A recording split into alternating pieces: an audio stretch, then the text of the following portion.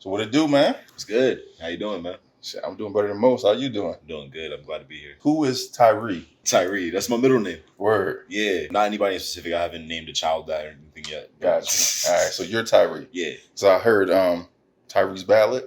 Yeah. That's just fire. Oh, thank you. Word. That's just fire. Word up. Word up. So I was curious. I didn't know if that was you. Well, it says Tyree's ballad, so I figured it might have been you. Yeah. But I thought it might have been. I almost forgot that I named the song that. Word. Yeah. All right. Cool. Word. So you used to go by Ali the Man. Yeah. I had a friend in high school. His name was Mario Callahan.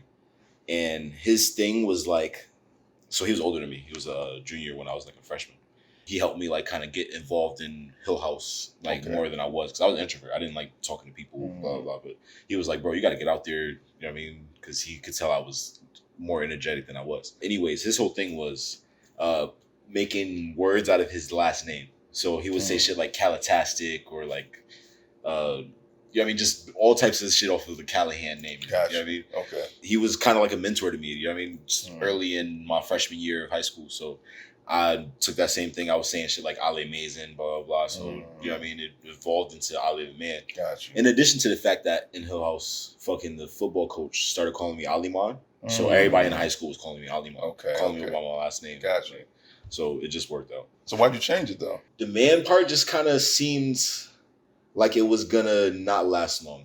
You know what I mean? It seemed like if I said something misogynistic in a song, it would kind of like correlate to my name and make it a little bit easier to block out certain things that you need to pay attention to in the songs. Gotcha. So I just wanted to separate from that type of feel. Yeah. But you got more work under the name Ali the Man than you do Daykwion, right? Yeah, very much. When did the name change? The name changed 2022, I want to say. Okay. Yeah, so like recent, amidst the COVID maybe, but I've thought about changing my name multiple times before. Like I've actually changed my Instagram name back in like 2017, 16, and then I changed it back to Ali the Man because I was like, I don't know, what if my brand doesn't stick because I changed my name too fast? Right. What's the most unusual thing you've ever seen in the music venue or at a smoking session? I see a lot of awkward shit at music venues, especially in Connecticut, like with like local venues or like the showcases that you got to pay for to get into. Like you got the Coast to Coast, you got the Showcase Tour, you got the Moore's booking agencies. Like every time I end up at one of those events, I see like the weirdest things I've ever seen in like artist showcases ever. Like what? Like people that don't even know the words to their songs, like really trying to perform that shit. People are being super competitive because they paid to perform, even though a lot of the people in the crowd are artists too, so they're not really paying attention to your music. Right, Not gonna, you know what I mean? Follow through with any of that. So just a lot of the attitudes that come out of that, like people would argue, or it's like certain people will get their show slots cut short. You know what I mean? It's just a lot of awkward shit that happens. What about in a smoke session? Smoke sessions. Only thing I can think of is like the most awkward is when people roll papers around backwards. Around backwards? Yeah, like they roll it backward first. Like to fix a hole? Nah, just to give it an extra coat. And I don't know, that's just kind of weird. It just shows me that you don't know how to smoke. Yeah. Because them just always pull really hard and can't get a lot of smoke. I've never seen that. It's embarrassing. That's wild. Yeah, you don't hit those J's, huh? I have to sometimes. Yeah. But it's embarrassing. I got you. Word. Damn.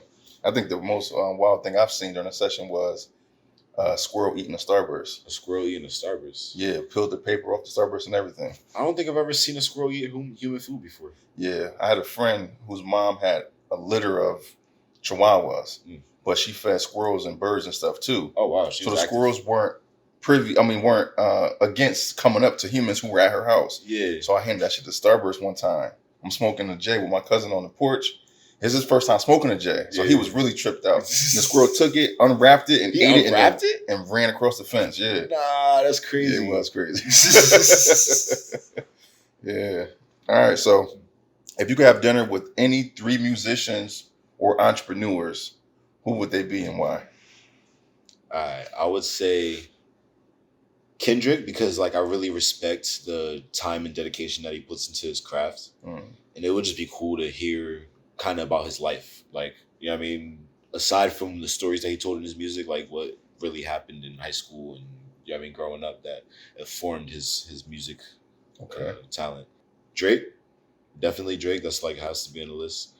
He's at the top of the game right now, and it's like it's invaluable knowledge. Like, you know what I mean, that shit is priceless to even get a couple words from him. So it's like, you know, if I had the chance to, I would have millions of questions for him. And then the third would probably be, it's a hard 50-50 between like Lauryn Hill and Nicki Minaj. Nicki Minaj, I feel like we have a lot in common. Like she picks a lot of the same music beats that I would fuck with. Like she had a bunch of shit on this new album where she sampled like commercial songs that was like you would hear on like a Barbie commercial or a Maybelline commercial or some shit. Okay. And those are the same types of shits that I be rapping to. Even that FREAK Freak song, the FREAK, that shit. That beat is like a slapper, bro. Like that's definitely something I would rap to. So I would love to like just build with her and figure shit out. But Lauryn Hill, because she's seen the game from a whole different perspective, where like she stayed on her side the whole time, where she's like, y'all niggas is doing this phony shit to get on. Right. And, you know what I mean? I'm gonna stay genuine to myself. Right. And you know what I mean? It's beautiful how it worked out for her. You know what I mean? They didn't never really try to kill her character or nothing like that. Right. Yeah. Did you listen to Nicki Minaj's new album? Yeah. Me Me and my girl just listened to it like yesterday. Word. And there's a lot of songs up there that I feel were like passion songs, where like she really wanted to get that sample out the way, or really wanted to pay homage to certain artists and certain styles. And that might have gotten in the way of like dropping hits, but she still had hits up there. Right. You know what I mean? Yeah. What's the most embarrassing on stage moment you've ever had, or the most awkward situation you've encountered as a business owner? Awkward situations as a business owner. So I used to shoot music videos for artists. Okay. It's been maybe 2 or 3 times where I completely lose the footage for music videos. And it's like they already paid me probably in full, and I maybe already spent the money that they paid me. Right. So I got to go figure out how I'm going to get the money back, or figure out how I'm going to make the video work with the less footage. And a lot of times I made it work with the least footage. Okay. And people will still like it without realizing what the stuff is missing. Right. But that situation is so like stressful for me. I bet. Yeah. And then as far as like being on stage, I would say just forgetting my words sometimes is pretty awkward. Actually, no, you know what? Worse than forgetting my words, I had this song where it's I'm singing a lot of high pitched harmonies on it. It's SOS. Okay. It's on my Apple Music. It's why do I feel so low? It's like everyone that I know can't seem to understand why I'm so cold. And I was hitting those notes at some show in Hartford. This was around the time Dummy was popping. So like this was like one of my first couple shows in Hartford. So I'm like trying to show out a little bit. I picked this high pitched ass song, and I get on stage and my voice is cracking like a motherfucker. My girl cut my ass the whole way home. She was like, had the camera up supporting me the whole time, but she was laughing at me for like a whole year after that. She would bring that shit up in arguments and all that shit. Like, did you redeem yourself? Nah, not as far as singing. Nah, damn. I haven't tried to do that again. Right. I keep it calm where I'm just singing stuff at a mid-tone. You don't have to stretch my voice too much. Nah, I hear that. All right, cool. All right. So if you could have any superpower, what would it be and why? I'm having a hard time picking between time control and invisibility. Invisibility because like I would like to get away with stealing some pretty expensive shit. Okay. You know what I mean? Like, why not? I can get me a free computer, free PS5 or something. Right. Fuck it. Yeah. But time abilities for the fact that I could like make a mistake and then go back and redo it. You know what I mean? And I feel like that skill will be even more invaluable. Okay. Yeah, those are 2 interesting picks though. Yeah. But you got to pick one though. Right? So I'll go with time stop because I can do both. I can steal something and then by the time either way. Smart. All right. So what's your guilty pleasure song? Guilty pleasure song. Cosmo Pike, Chronic Sunshines. It's a UK, I don't know if they're alternative rock or, you know what I mean, what kind of rock they make. But it has this like psychedelic beachy sound to it. And I've tripped acid to it. Like my first couple trips, I would bump that song heavy like it was in my playlist. And it was my favorite. It'll make me happy every time I hear it. Gotcha. So that song. Okay. Yeah. When did that come out? It might have been around 2019 or something like that. Like within the past 10 years at least. When last time you tripped acid? I've tripped shrooms more recently. I haven't done acid since 2018. You like shrooms better than acid? I like shrooms more because you can control how high you get. Yeah, I say the same thing. Some people say it's the opposite for them. Nah. But LSD is relentless, it's 4 hours no matter what. 12 hours. Yeah, sometimes. No, LSD always been 12 hours for me. I've at least had 8 most of the time. But I've had like a week one where I was at like 4. Yeah. But yeah. Yeah. I take mushrooms over LSD any day. That's crucial. And I'm down for heavy mushroom trips because it's the same thing as taking LSD. But like, I'd rather be able to take little pieces of mushrooms at a time so I can microdose and just enjoy a regular day. Yeah, I microdosed LSD before too. I just cut the tab into quarters. Oh, I haven't tried that yet. Yeah. All right. So, what inspired you to pursue a career in music?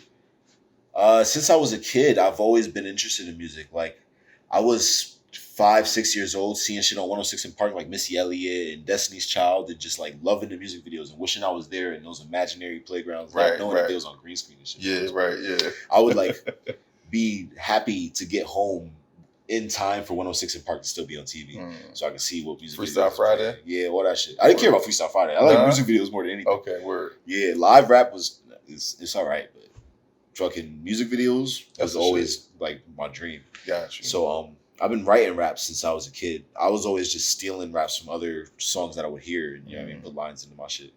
But by the time I got to like 13, my mom bought me my own mic, and I had already recorded a couple songs with like my uncles and my cousins, like just playing around. So I was ready to start getting into that shit. Okay. High school came. By my senior year, I had my own camera, and I was like recording my friends in the studio, and you know what I mean? I was charging artists for studio sessions. I was actually making money.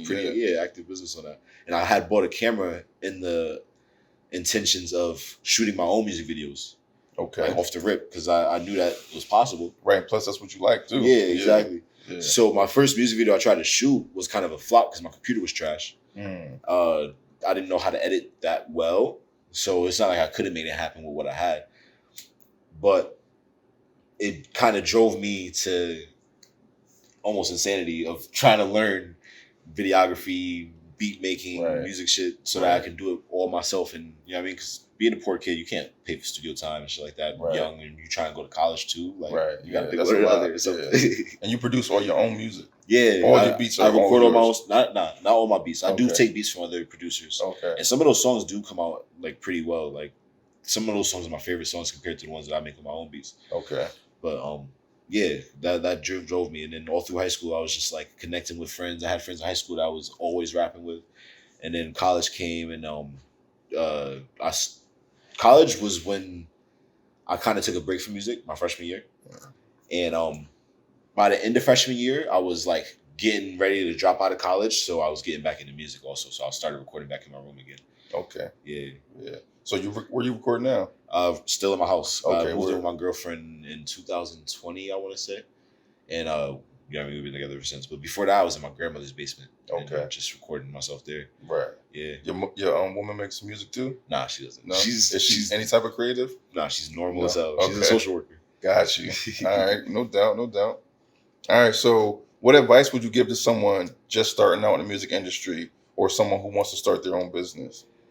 Don't think that putting money into it is going to make you skip anything or skip over anybody. It takes a lot of skill, and even if you got skill, it still takes a lot of time because you got to do things right and still get told no, and then keep on doing it right until people realize that they have to tell you yes.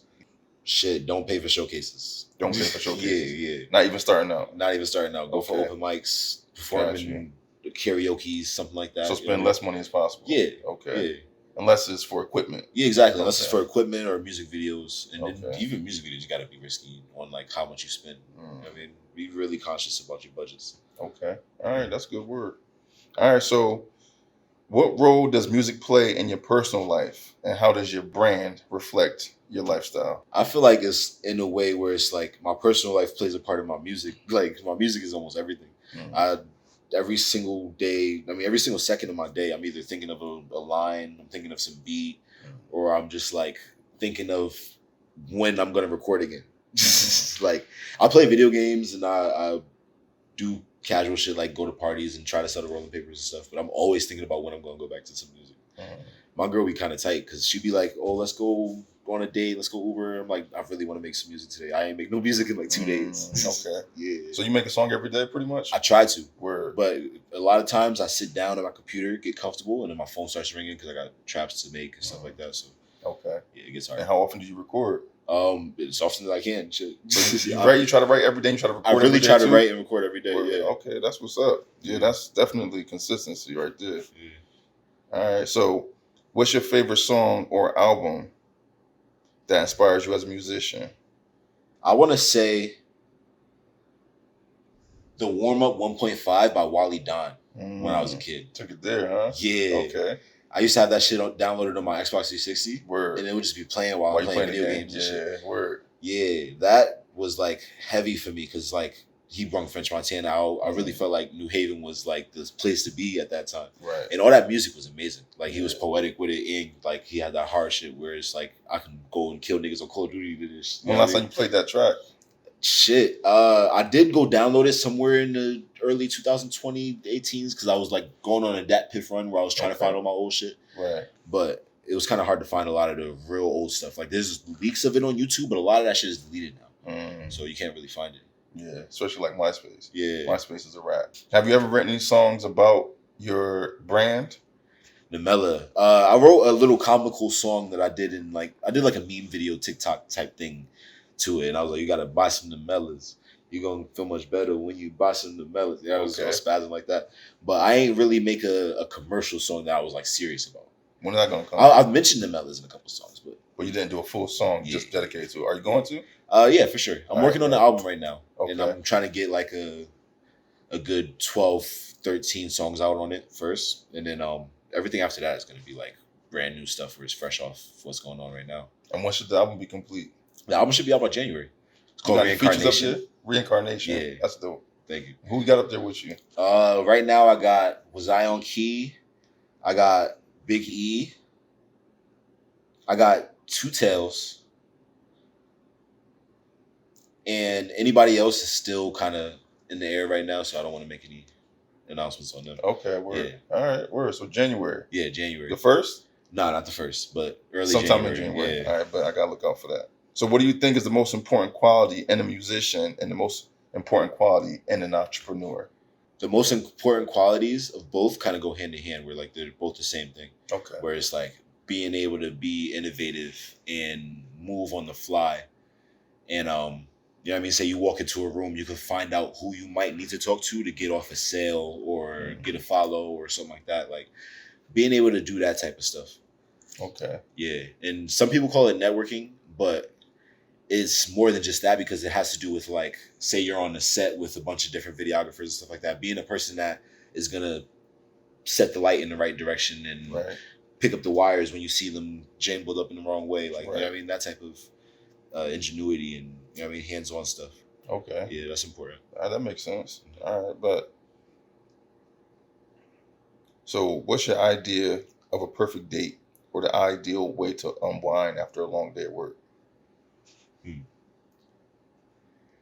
All right, so I'll keep it separate, right? So as far as a date, like if I'm with my shorty, the ideal date would be like some weed and some wine and some shows that we've been like waiting to watch. So like we can like binge watch a season of Black Mirror or like binge watch a season of Baddies East because my girls love that shit. My girl loves that shit. Fucking yeah, that type of shit. And then other than that, maybe actually that's like the best thing in front because going out to eat is regular, but I still be wanting to go back and go binge watch some shit. Right. Really chill and lay up. But a perfect way to unwind after a day of like work is some video games. Definitely. Yeah. What's your favorite video game right now? Right now it's Mortal Kombat. Okay. Yeah, I'm a fighting game person. Got you. I play Street Fighter, Mortal Kombat, all that stuff. Yeah. Tekken too. Word. Okay. It's a hard decision between MK and Tekken for which is my favorite, but Mortal Kombat usually takes the cake. Okay. You nasty though? Nasty. Yeah. I play in tournaments. I went to East Coast Throwdown recently. I almost got a chance to fight against Sonic Fox. Oh shit. But I just wasn't warmed up enough. And that's because like every time I sit down, my phone rings. You know what I mean? You gotta put that shit on airplane mode, man. For real. Can't be missing that money though. For real. I hear you. You gotta have a good balance, right? Yeah. I got you. You need to have office hours. When you're trapping, ain't no really no office hours. Yeah, right. It's like if I'm up, I gotta go get it, right? Yeah. I get it. All right. If you could have any musician's talent or the business acumen of any successful entrepreneur, who would it be and why? I don't know any entrepreneurs close enough to say like I know exactly what they do to get off what they do. Okay. But I could imagine maybe someone like I want to say Diddy, but like there's a lot of bad stuff that goes with that right now, right? Diddy. But when I was watching like how he would handle the boys in the band and you know what I mean, handling the deals. Like there's this meme where he was like, he got off the phone with a big deal. He's like, he hung up the phone, was like, yeah, that's how you get a deal. Blah, blah, blah. Like I like that type of drive where it's like you're gonna make something happen. You can call the right person, type of shit.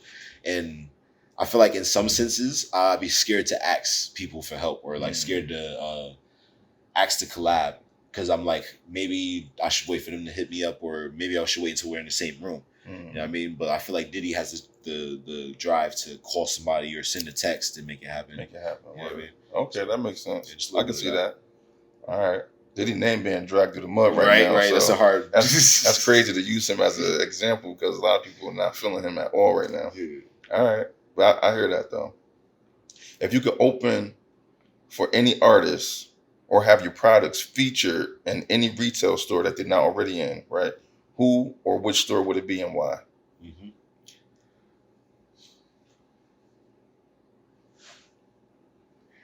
I need Namelas and cookies. Like in all the cookie stores. Word. That would be fire. Yeah. And that would like be like the top tier of like this is how you smoke. You know what I mean? Like okay. It would be like the best cosign for absolutely. I mean? Yeah, because everybody loves cookies, right? Yeah. And this is definitely one of the hottest brands. Either them or like a cosign from Runts themselves. Right. Because the Runts brand is like one of the most popular weed brands of all time. Yeah. For sure. Oh, you might as well say something to him now. Right. Tell him, let him know. Runts, I've been tuned in. I think his name is Young LB. I've been following him for a minute. He's the actual like founder of it. Like I'm gonna make sure I tap in. So if that's not your name, no, I'm sorry. But Runts, I'm coming. Why should they work with you? I feel like I'm an innovative weed brand too. I don't have my own strain yet, but as far as knowing the best way to smoke and like flavors and stuff like that, I feel like I'm a connoisseur of this shit. You know what I mean? Like I've really put my work into test pretty much everything. You know what I mean? And this is the way to smoke right here. Okay. Word. Yeah. And who would you want to open up for? Drake or Kendrick. You know what I mean? One or the other. That's some big shit. I would put him at the same level. Okay. Yeah. J. Cole too. You know what I mean? J. Cole's up there too. Yeah. Okay. And I feel like J. Cole's crowd would fuck with me the most. If you could headline any major music festival or have your product stocked at every head shop nationwide, which festival and which head shop would it be? Rolling Loud. I want to perform at Rolling Loud. They be giving out chains, big ass chains. Yeah, right. Yeah, word. But other than that, I actually went to Rolling Loud with my manager Chino. He was like a previous manager. I'm not managing anymore. But he got us artist passes. So we was in the back. We seen fucking Young Thug like from a distance. And then we seen a bunch of other artists. Which one? Was Rolling Loud Miami? New York. Okay. It was the one where Fabio came out for like the first time in the Rolling Loud. And Juice WRLD, I think, was there too. That shit was fucking epic, bro. Word. And rest in peace. Yeah, rest in peace of Juice WRLD. Jim Jones was there. Okay. And he performed Hustler's Poem, which is like my favorite song of all time. Yeah, I literally cried. Word. I literally cried. Wow. And I was on shrooms the whole time too. Yeah. Nice. What year was that? That was, don't quote me on this. I feel like it was 2019. Okay. It was before COVID. I know that for sure. Okay. Yeah, COVID changed a lot of things, man. It fucked up my whole shit, bro. I was supposed to go on tour. Where were you touring? I was going to go on tour with Sauce Walker, Peso, and his whole crew. All them people from Texas and shit. And it was going to Texas, New Mexico, and a couple other states around there. Right. And my manager had set it up and locked it in so that we was going to be going with them. And then literally like a month or two before the plane was supposed to take off, fucking COVID hits. Yeah. And I'm at a show when COVID hit. I had a booking that day. I was supposed to get paid for it. I was at the State House on State Street. Right. And nobody showed up. Because literally the news hit that day where it's like we got to quarantine, everybody go inside, and nobody came out. That's crazy. And you can't reestablish the tour now that everything's died down? I mean, that tour got canceled, of course, because of COVID. Right. But also those artists, I'm not sure. I think Sauce Walker is the only one that's really making noise right now. Okay. Yeah. Sosa Man from that group is doing pretty good, but I haven't heard of Peso since then. Okay. So what do you think is the role of music in society, and how can your brand make a positive impact on the smoking community? Yeah.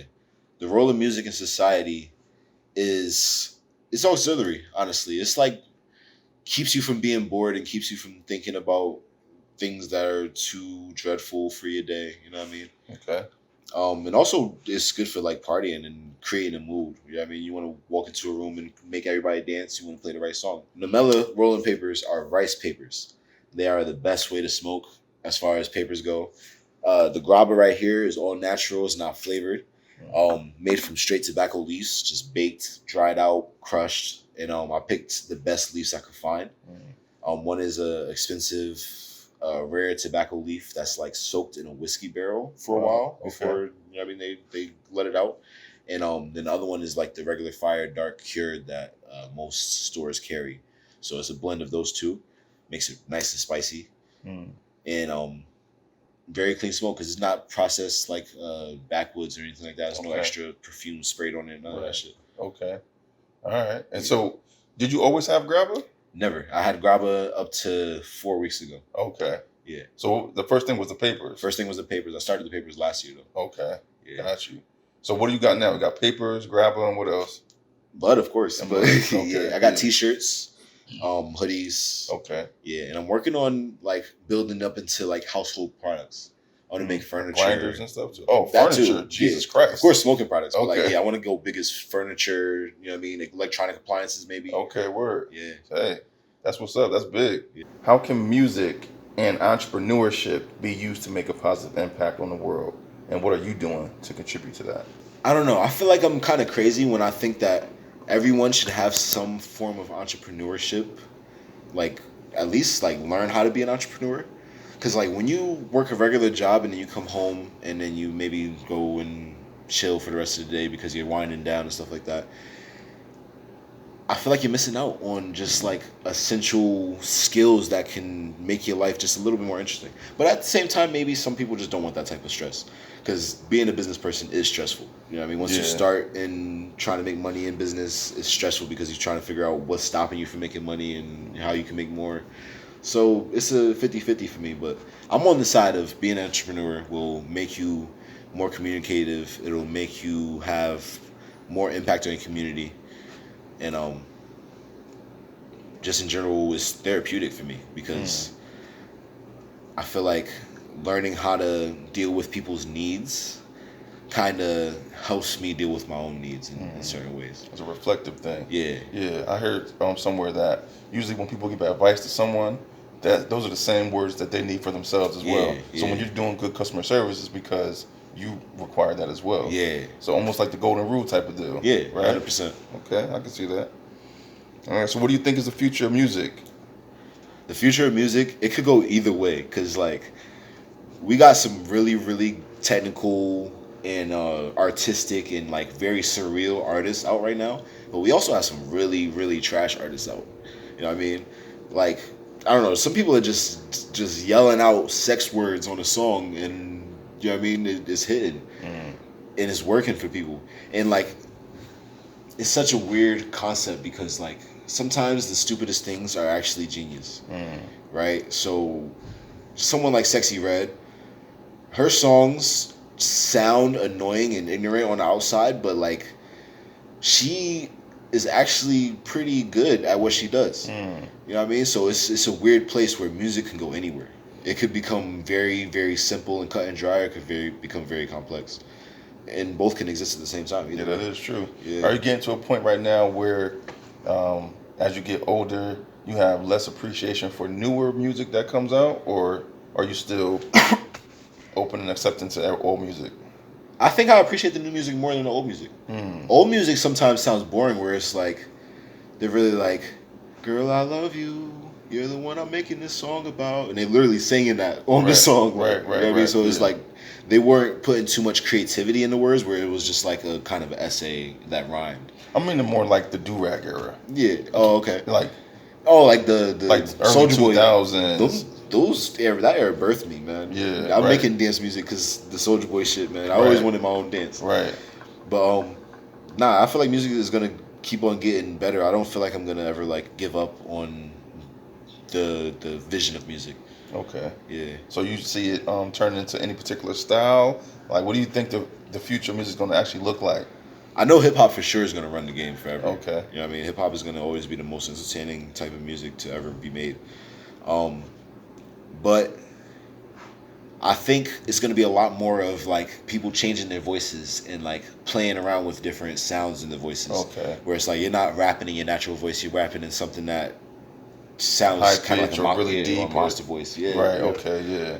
And that's what New York is kind of starting with the drill stuff, where you say the shit in a big roary voice, the Batman voice. Right. That's half the song. Right. Okay. So you think the future music is going to be a lot more voice changing stuff? Yeah, yeah. You see yourself doing stuff like that? I've already done stuff like that. Okay. Yeah, I haven't dropped any of it yet, but okay. I've got the song where like I start off as a regular voice person and I evolve into what I would say like a werewolf voice, because that's the vision for the video, where like I turn from a human to a werewolf. Got you. So by the end of the voice, I'm like growling and shit. Like it's cool as fuck. That sounds dope. I gotta hear that. That's gonna be on the new album? It definitely will. All right, I can't wait to put that shit out. I almost forgot it was going up there too. That's gonna be one of my favorites. I almost forgot. All right, so what do you think is the most important thing that music can do for people, and what's the most important thing that your brand can do for its customers? Okay. The most important thing that music can do for people is, well, my music specifically is gonna make people happy. It's gonna make people think about things in different ways, and like think about the relationships that they are entertaining in different ways. And my brand is going to change the way that people smoke. I feel like processed tobacco is going to get kicked out the door, and a lot more people are going to realize that papers and crushed tobacco leaves are the best way to smoke. Like, I can't wait for people to figure that out. Have you always had grabber? I mean, not as far as but when you smoked, when I always like that. I started off smoking in college, like the week before college, and that was when game leafs and entourages were like a big thing. Right. So I was smoking out of entourages for like my good first 4 years. Entourages, games, the cigarillos and shit, and then backwoods became a thing, and I realized how harsher those were, and it actually was better for me because I like a little bit of harsh tobacco. But eventually, backwoods got to a point where it was like giving me chest pains every couple weeks. Right. Or like I would get a little sick. So, papers and grabba kind of came out around like COVID time, and my first couple times trying it was like way better than backwoods, I would say. But it always depended on how the person rolled the paper. Right, if it was too tight or too loose. Yeah, exactly. Okay. So it was like every now and again I'll find somebody that rolled a really good paper, and I'll be like, is it the grabba that hit it? Is it the weed that hit it? Like, I couldn't tell what the difference was because there was so many different variations. So once I started rolling it myself, I figured it out. And that was how this brand came about, because like I've went through the process of rolling everything and trying every single type of tobacco and all that shit. So, yeah. A lot of people in Europe mix tobacco in their joints. Yeah. And we usually wrap our joints with tobacco. That may be where we got it from, right? Because the UK drill is where New York gets their drill sound from. So I think papers and grabba is a direct correlation of us taking their music too. Like, you know what I mean? We was paying attention to everything that they was doing. Right. A lot of stuff came from over there. New England. Yeah. Right? And the way they speak a lot of times is similar too. Bruv. It's similar to New York. Yeah. Because they say my mother, my brother, bathroom, the F. You know what I'm saying? Yeah. Over there, instead of saying 3, they say free. But it is somewhat similar. But even without even knowing it, we took that from them too. You know what I'm saying? Yeah. That's crazy, right? Yeah. A lot of that shit is still in us. Yeah, it's just automatically, it's just there. That's crazy. Colonialized as fuck. Right. All right, so what is your legacy in the music industry, and what is your legacy as an entrepreneur? So far, my legacy is the most impactful and innovative artist in Connecticut, because like I really introduced the dance to the whole Connecticut and changed the game out here. Like, people kind of have to do that type of sound to get a push. And then as far as the world, I'm going to do even more than that. I want to take the dance to the United States, of course, but my music is like versatile and like universal. Like, my music's amazing, bro. So, all right. Ain't nothing wrong with that. Yeah. So who would you say are your top 5 musicians or hip hop artists in Connecticut? In Connecticut, top 5. Daykwion. Nah, I got you. Top 5 in Connecticut, I would say, not in any order. Okay. Ty Henney, Sholey, was Zion Key, Mango, R.I.P., and Gangstalicious, R.I.P. Okay. Yeah. No doubt. Yeah. Okay. And that's just like top 5 as far as like the people I listen to and like really like be impressed by their music. Right. Like I'll listen to it and be like, damn, I could get with this or like be inspired by this. Gotcha. You know what I mean? All right. What about top 5 overall? Top 5 overall. Yeah. Not even in Connecticut. Just Yeah. I got no particular order again. Drake and Kendrick. Valee. I'm not sure where he's from, but Valee. If you look him up, he's pretty niche and unique. You would maybe label it like lean rap or something like that, but he's like intelligent as fuck for how he sounds. Okay. So that's why I fuck with it. Oh, here we go. Lil Wayne and Jay-Z. Ludacris is an honorable mention. Okay. But Jay-Z is definitely above him. That's a nice list. So, yeah. Word. Definitely, I can agree with a lot of that list. For your Connecticut rappers, I'm surprised you didn't mention Cambada. Cambada is nice, but he seems niche too. Like if he had some stuff where he just was like, fuck it, I'm not gonna be too political and I'm gonna just try some catchy shit just for the fuck of it, I'd probably fuck with it heavy. Did you hear the new track he just released? I Can Do Magic? Nah. I think that's exactly what you want. I'm gonna tune in. Yeah, because it's like a mantra for people to, you know what I'm saying? When you're repeating the hook, it's like, I can do that. Yo, that junk is tight. I've paid homage to Cambada. Like I've either mentioned him in a song once and then in another song where it's like I kind of sound like him. Somebody was like, yo, you sound like Cambada on this. And I was like, yeah, I was thinking about his voice a little bit when I was... What song is that? The same song I said I was transitioning to the Wolf voice. Oh, okay. In between, I'm like, damn, I kind of sound like Cambada. Yeah, because he got a dark, grungy voice, you know what I'm saying? Yeah. Okay. All right, word up. I definitely fuck with this shit heavy.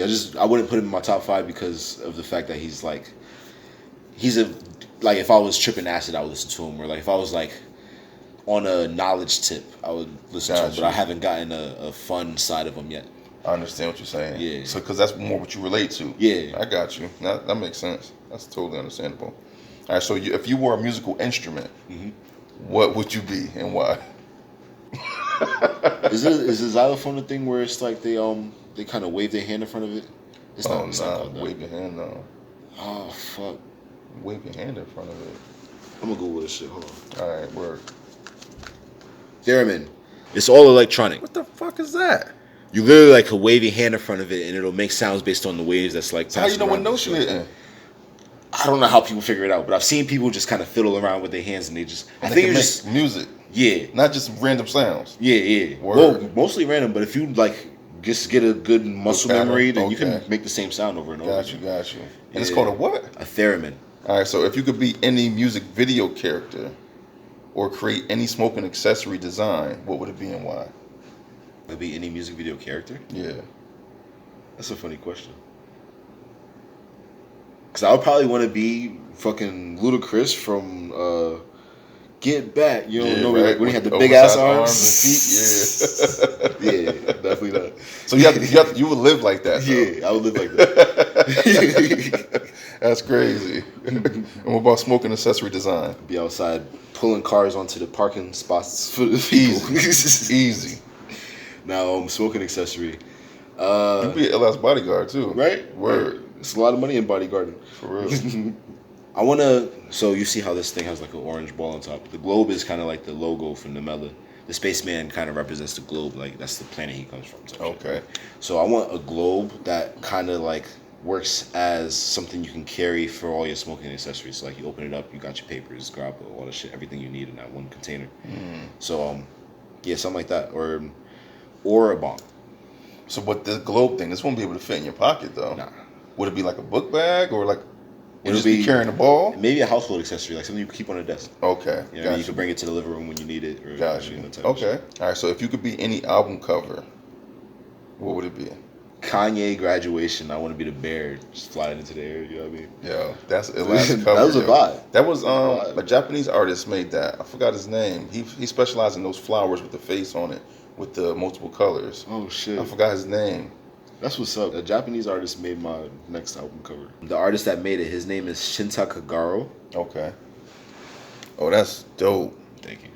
That's fire. I had a remix from the original thing that he made.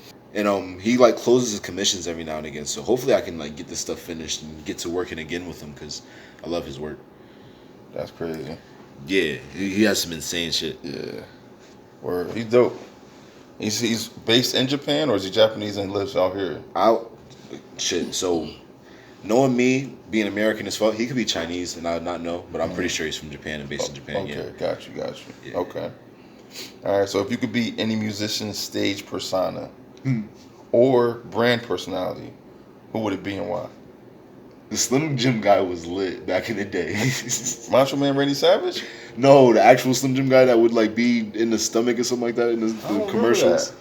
Oh my god! All right, I'm gonna have another one. He was an actual Slim Jim guy. Yeah, he would. That was before Randy Savage. He had a yellow jumpsuit and the Slim Jim head. Huh? Yeah. I don't know why I can't see that. I think it was turned. Other than that,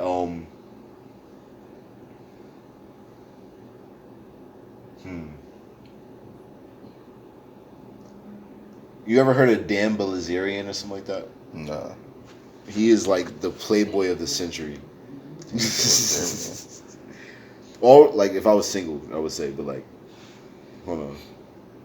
Dan Bilz. I'll find it somewhere. All right, this isn't the. There we go. Yo, like, as a teenage boy, this was like my dream of who I wanted to be. That's what's that guy's name? I forgot his name. Dan Bilzerian. No, but what's this guy right here's name?